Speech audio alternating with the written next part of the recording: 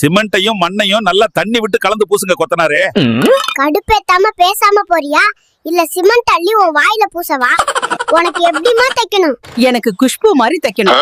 அப்ப குஷ்பு கிட்டயே போய் ஏதாச்சும் பழசு பட்டை இருக்கும் வாங்கி போட்டுக்க போ.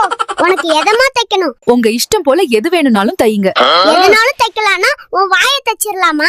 உனக்கெல்லாம் பேசவே தெரியல. உனக்கு எப்படிமா தைக்கணும்? ஓ, எனக்கு உலக அழகி ஐஸ்வர்யா ராய் மாதிரி தைக்கணும். உன் மனசுல நீ என்ன நினைச்சுக்கிட்டு இருக்கிற? இந்தியாவுல இருந்து ஒரு பொண்ணு உலக அழகின்னு பட்டம் வாங்கியிருக்கு. அதெல்லாம் உங்களுக்கு பொறுக்கல. இந்த மூஞ்சிக்கு தைக்கணுமா? மூஞ்சியும் முகரையும் பாரு. என்னோட ரேஞ்சுக்கு இந்த ஊர்ல கடை வச்சதே தப்பு. எல்லாத்துக்கும் 2 குடம் தண்ணி தான் குடுக்கறேன். நீ மட்டும் என்னடி குந்தானி 3 குடம் பிடிக்கிற? ஒழுங்கா போறியா இல்ல குடத்தை தூக்கி எறியவா? என்னமோ உங்க அப்பா வீட்டு தண்ணிய குடுக்கற மாதிரி சீன் போடுறியே. கவர்மெண்ட் தண்ணி தான்யா, எக்ஸ்ட்ரா ஒரு குடம் பிடிச்சா என்னையா?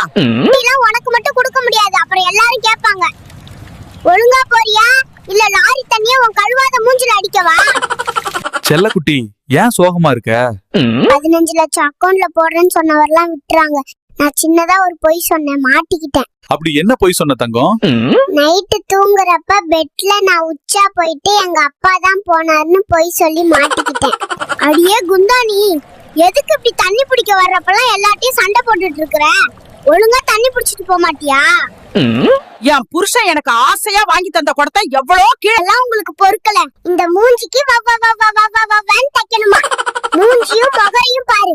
என்னோட ரேஞ்சுக்கு இந்த ஊர்ல கடை வச்சதே தப்பு.